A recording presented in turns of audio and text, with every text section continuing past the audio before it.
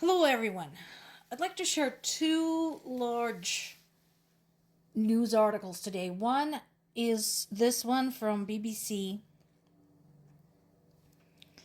talking about another wartime winter coming for Ukraine and what people are having to do to prepare because they know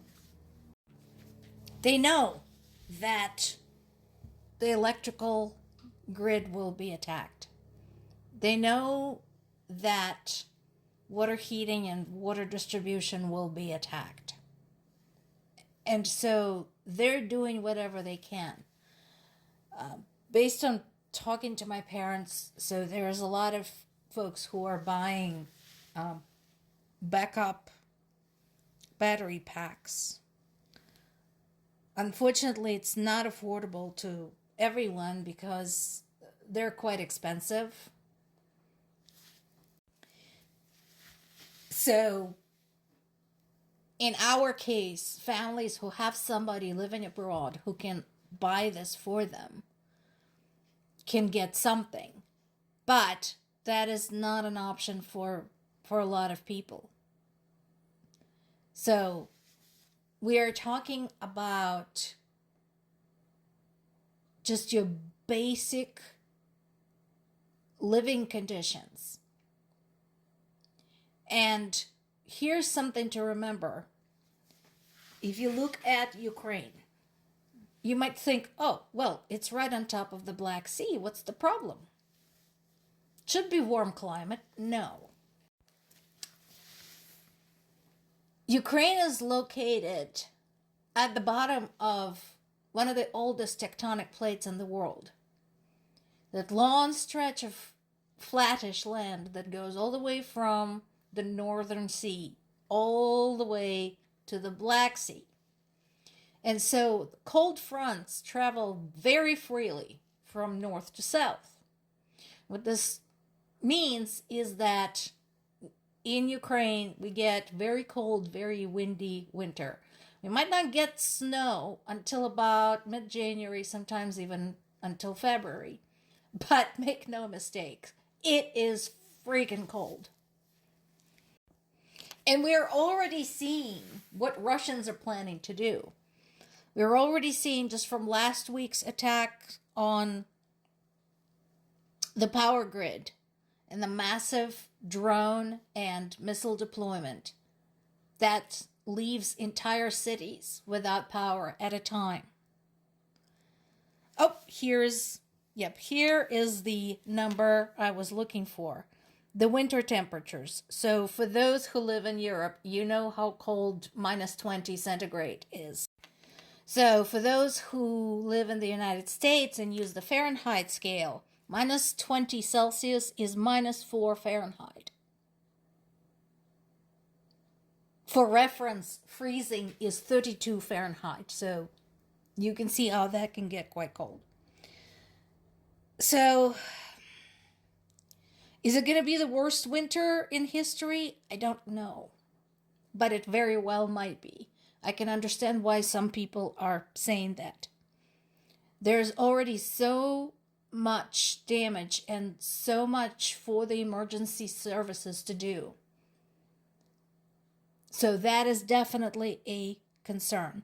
Would it be nice to have additional air defense systems? Sure.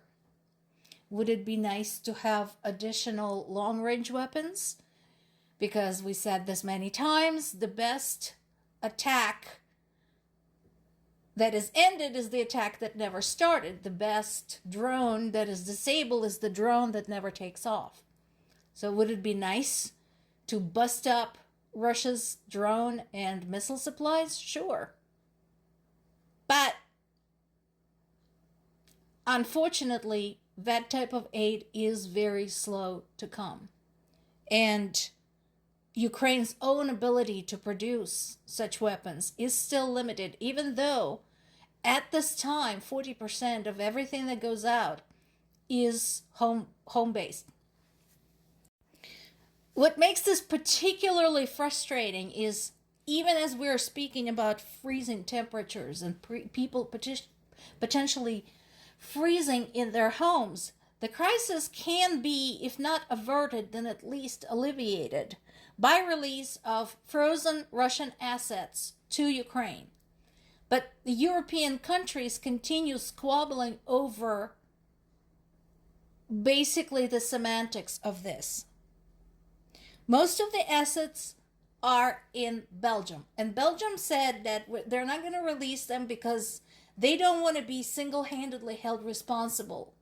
So they want the rest of the EU to be on board with this. Fine. Well, here's the thing. What are you afraid of? That Russia is going to sue you? And do what? They're not going to come to you and demand money. They can file all the lawsuits they want. That is not a threat. They're not a threat to you. Much like it is very hard to lay anybody's hands on Putin right now because he's hiding either at home or in countries where he won't get arrested. By the same token, he can't very well come to Belgium and demand the frozen Russian assets back. So what the fuck are you waiting for? People are gonna die because of this stupidity. And yes, this is what is in the future. Well, actually, it's been in the present for Ukrainian people. Insomnia, missiles, and shifting morale. And again, that is the reality for my parents. And that is the reality for a lot of people. And again, those of us who have families in Ukraine and who are not wealthy and famous have to deal with this daily because we can't get our people out. There is no way for us to get our loved ones out of there. We can't just swoop in on a private helicopter and pluck them out of there. So all we can do is basically wait and see. I hope that Europe gets its head out of its ass and releases the goddamn assets, because this is just stupid. Meanwhile, we did talk about, remember the our friends in the Czech Republic raising some money for a Flamingo missile. And thank you for it, guys. Well, Ukraine had actually fired some Flamingo missiles to hit targets in the territories occupied by Russia. So these are parts of Ukraine. Crimea, the occupied part of my native Zaporizhia region. Good. And some targets inside Russia. Here's what we know today. These flamingos were part of a larger operation and include several types of domestically produced long-range weapons. So flamingos were just part of this. They struck several dozen targets, which is great. This was a large, complicated, logistically challenging operation. So this particular article is in Kyiv Independent, and it talks about how this is carried out. So I'm glad that they're able to combine something like this, something like a Flamingo that comes from abroad, and something from home, to broaden the range and broaden the types of attack that they can deliver. In Crimea, they hit one of Russia's oil storage facility, a helicopter parking site, and location where they store and prepare the drones. What did I just say? The best way to disable a drone is to make sure it never takes off. This is exactly what I'm talking about. In the Zaporizhia region, they hit an oil depot near Berdyansk and some command posts. Again, good. These are all valid military targets. And good on them, good on Ukrainian military for hitting those. And our friends from Czech Republic, don't worry. We'll put that Flamingo to good use. More to come.